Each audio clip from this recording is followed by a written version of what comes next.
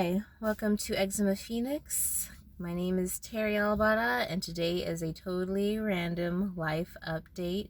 There is just so much going on that journaling alone is not enough for me to, process all my feelings about all the changes that are happening, both personally in my life, with my health, but just in the world. And I don't want to get too political or anything, but I mean, the world is just what it is. Life is just what it is right now, and it's really tough. It's really tough to deal with it all. And I think I just want to do this video in case anyone else is feeling the same and can relate, and I don't know, just wants to not feel alone in the struggle, or I don't know, if you are spiritually inclined or part of, the light worker community, which I consider myself a part of, I don't know, just the confusion about, I don't know, what's right and wrong, what's the right thing to do, what's the best way to be. I'm always trying to improve myself. I believe there's always room for self-improvement, and it's like, when I started this channel a couple years ago in August 2017, I had a certain way of living and dealing with my health and addressing my rashes that consistently worked for me. Going natural, staying clean, eating as many veggies as possible, that sort of thing was pretty consistent at that time. And then 2018, I was basically solo traveling for a year and putting my body through a lot of stress, constantly moving, constantly having to change my diet depending on where I was and what was available. Somehow made it through, and I think it's because I was very physically active. I think that helped with my immunity, digestion, and I was a lot of sweating, just moving around and catching flights on time, running to the airport and all that kind of stuff, carrying my luggage everywhere. That was helpful.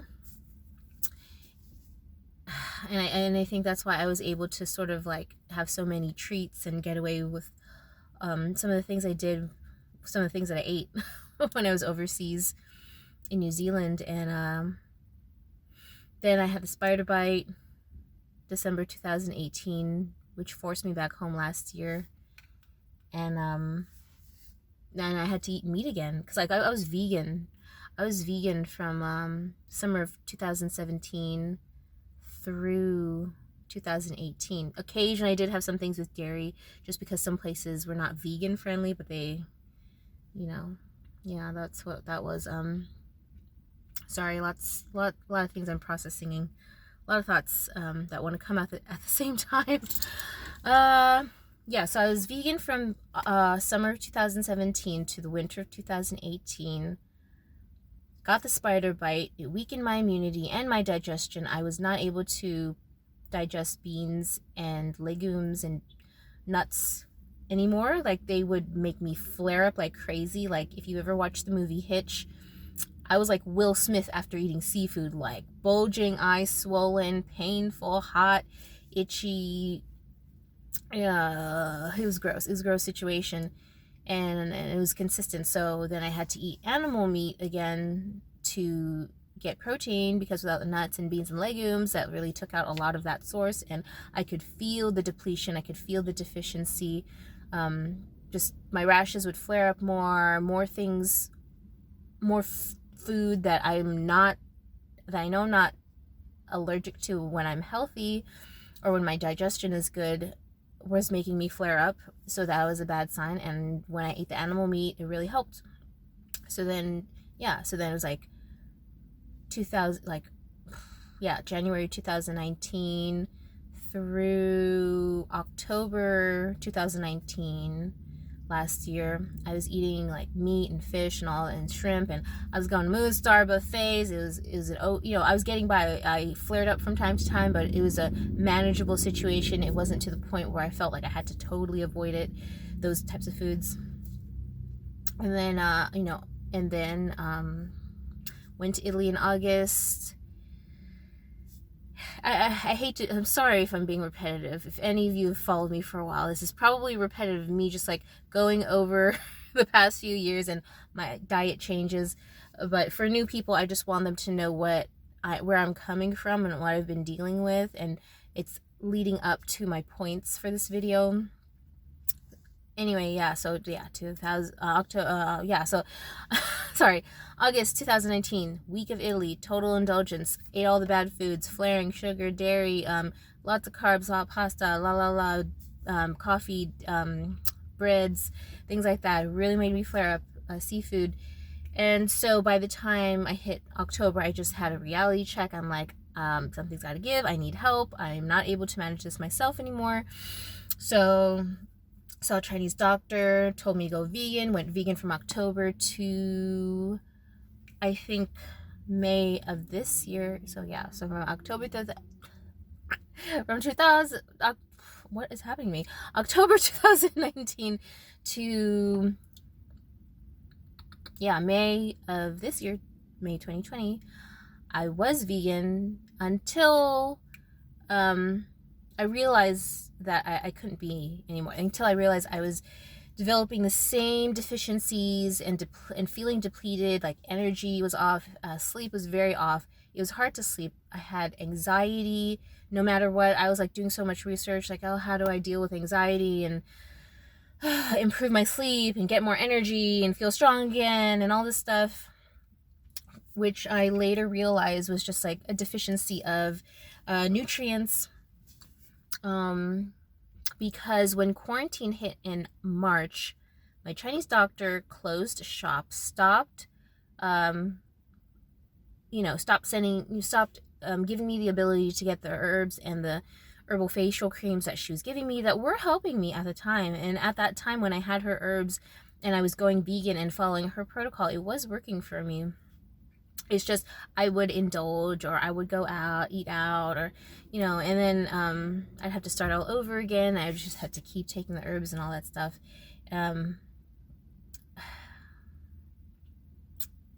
Yeah, but well, quarantine was really hard. And so from March to April and early May, I was like really just trying to figure out how to keep myself afloat. I was, obviously I wasn't working. I work at Sephora now, and we were closed for quarantine as well. And I'm like, what the am I gonna do? How am I gonna work? Because if I'm in so much pain, and they've been really great. I really need to do another video on working at Sephora with eczema, because it's actually been quite nice. But like, if I'm at a point with my eczema where I just feel like I can't work, like I can't even manage the rashes, and I can't even wear any sort of makeup at all. Not that they really require you to. Sephora does not really require you to wear makeup to work there, but I wanted to, and just like, how am I gonna survive? How am I gonna get through? How am I gonna perform the way that I want to, the way that I'd like to? If I'm dealing with like, so many flare-ups and feeling, sorry, it's really hot today. Just like feeling so itchy, and then like having the cracking, the swelling on my neck and all this stuff. It's just too much. Like, at a certain point with your eczema, like, it does become hard to work. So luckily by mid to late May, I just started to realize that I was at the same point with my digestion as I was with the spider bite, which was like nuts and beans and legumes were becoming hard to digest again, and I was having to deplete more and more food, because more and more types of food I noticed were making me flare up. And looking back, I realized it was mostly the food that was high in carbs, so like the grains and stuff with sugar, of course. But yeah, grains, breads, pastas, crackers, pretzels, and all that kind of stuff was really taking a toll. And I would flare up like immediately, or within minutes of eating those types of foods. And I'm like, oh my God, I cannot eat beans, nuts, and now grains. What am I gonna do for nutrition? I can only supplement so much, and I don't like having to take like a bunch of supplements if I don't have to.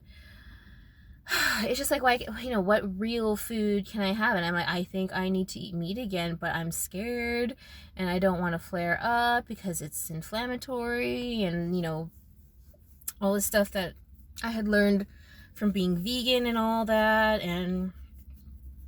But then I'm like, if it's like the spider bite situation, eating the meat was helpful. It got me through, and I was able to clear up, I was able to clear up while having meat. So now it's June 19th. It's Juneteenth. Happy Juneteenth. That's just like a whole nother thing, which is like, for a country built on the ideals of freedom and equality, it is so ironic and effed up that it was also built on slavery. That's a whole nother topic. But yeah, in any case, so pretty much from like late May to now, which has been about a month, I have been eating meat and feeling so good. Like, everything's great. Like, the moment I started eating meat, it healed a lot of like lifestyle, quality of life issues I was having. Like, sleep was easy. I didn't even need to take CBD capsules or vape CBD or anything. I didn't need anything else. I'm just able to sleep consistently well and deeply and dream and feel well rested the next day. It's easy to sleep, and I sleep well, and I sleep fully, and I don't wake up in the middle of the night for anything. That's a big one. Because sleep, you need sleep to feel energized and to recover and repair overnight and all that jazz. Yeah, so of course my energy was up. All the cracks and swelling went away on my neck. I was able to eat more food again. What else? Like, my bowels and my stools were consistent again. I was dealing with some diarrhea for a bit, especially transitioning from veganism to carnivore. I'm not full carnivore. I still have some berries, occasionally celery juice, but I need to warm it up with like some warm water because I don't know, like, my digestion is a little off still, and according to Chinese medicine, when your digestive fire, or just your digestive processes are weak, cold food and drink make it harder to digest, and you need some warmth. That's why they call it digestive fire in Chinese medicine. So, yeah, a few like veggies here and there, carrots, but they're all very well cooked, or they're warmed with warm water if I have a juice. Not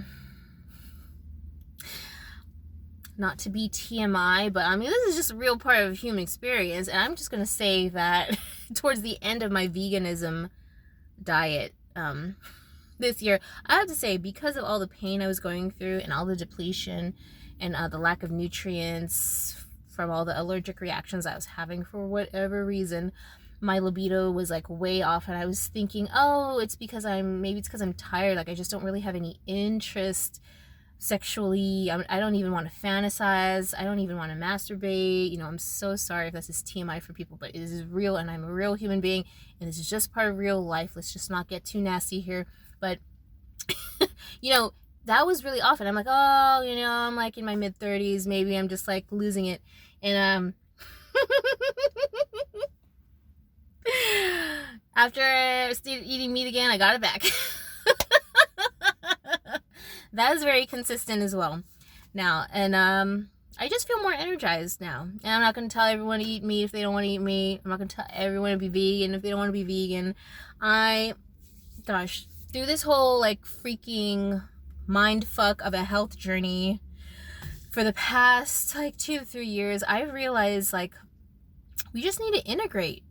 There's too much division. Like, why, when it comes to health or just quality of life, or even just human decency and equality and treatment, do we need to be us against them? Like, I just feel like, I don't know if it's the US or human nature or what, but I just feel like, at least being American and growing up in this country, like, there's just so much.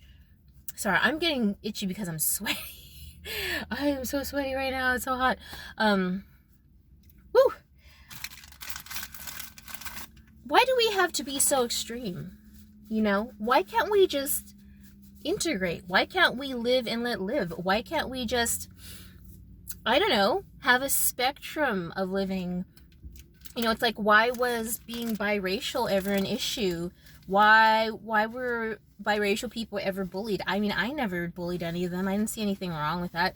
You know, in my opinion, I think we're all becoming different shades of beige and brown with all the interracial, you know, relationships that are happening. And like, that was a thing too. It's just like, you know, and so with like food, it's like vegan versus carnivore, or, and, you know, there's white, you know, and then there's like omnivores. Like,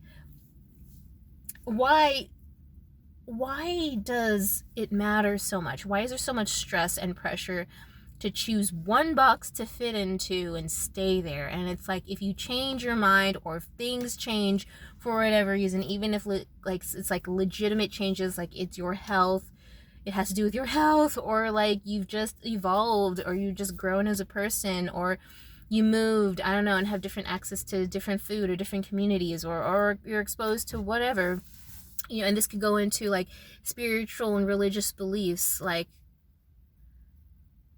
why is that a bad thing to change? Life is constant change. Things are always changing. Change is the only constant. We grow. Like, we don't remain children forever. We don't remain babies forever, even if some of our parents would prefer that. My mom is one of them. You know, like, it's okay. It's safe to do that. It should be safe to do that. I mean, it's harmless. Whatever one person does with their own life, it just affects them. And if they are happy, they will be one more happier person on this planet, living their life, being free, like being accepting of themselves, which will allow them to be able to accept others better. It's just crazy. And so, like, I'm going through all these changes personally, and I'm realizing, wow, there's really no need to put so much pressure on being perfect and being in a perfect box, like a vegan box or a carnivore box, you know, I don't know, or a spiritual box, or whatever box I used to put myself into because I thought I needed to, because society taught me that, because for some reason in this world, someone thought that was a good idea and that was like the only way to be safe and secure. But I feel like the truth and true safety, security, and stability comes in constant understanding and being open-minded and being in the flow of life, and being open and receptive to being in touch with your feelings and what your nervous system is giving you feedback on. I mean, that's what emotions are. It is energetic neural feedback from your nervous system, from your brain and your body, your skin covered in nerve endings, processing how good and safe things feel from the outside in, and even from the inside out, and paying attention to that and being able to interpret it properly, like following that feedback that you get on a physical, visceral level, and understanding that when it feels good, it is good, and when it feels bad, it is bad.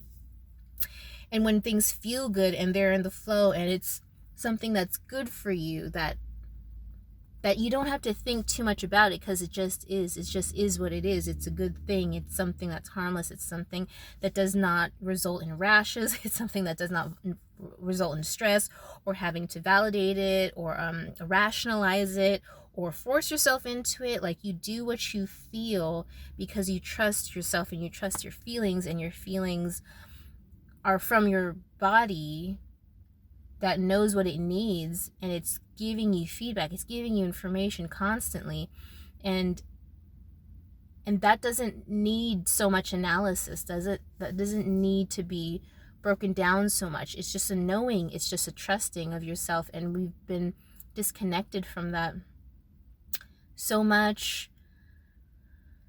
I think part of it is technology and science, but I also feel like there's science and technology that is on our side. And I mean, so that's just like the bigger picture that I'm realizing is like, it's not one or the other. It doesn't have to be one or the other. Like, we don't have to choose one side or the other to be good people. We could just choose a little bit of each box or each world that serves us and create our own beautiful box. Or maybe we'll make a sphere, or maybe we'll make a pyramid of what works for us, because we are individuals. And as we are happy in our individuality, then we can be happy in integrating with others. You know, what's the real threat of change? What's the real threat of difference? And you could apply that to so many aspects of life, but I mean, that's just what it is. And so I bring this up because I was promoting veganism for a while. I was on the vegan train. I was guilt tripping carnivores. I was totally on a high horse. And now, for health reasons, for the same reasons I went vegan, I've started eating meat again, and I'm experiencing great things. And I've even been able to have some things with sugar. Like, I just got these yogurt covered pretzels from Sprouts, and these raspberry ones that I can't wait to try later. Oh, and these are actually fairly healthy. These Nellie's Organics bars. They're like healthier versions of Snicker bars and Almond Joy bars and things like that. I mean, I'm not going to eat them all at once. The thing is, as I have learned that there's just no one perfect way to be healthy, I've been able to accept my cravings. And with all the stress that's going on in the world, I've been having so many sugar cravings, and I'm totally stress eating, and I am not promoting that, though it's kind of hard not to do at this time. I don't guilt trip myself for it, and I find that in doing that, I don't binge eat these things as much as I used to. Like, you know, my skin's actually pretty decent, but it's like, it's not perfect. It's still on a journey. I'm still healing. I'm still getting rid of the candida rashes and all that stuff. And eating these sugar things are not going to help.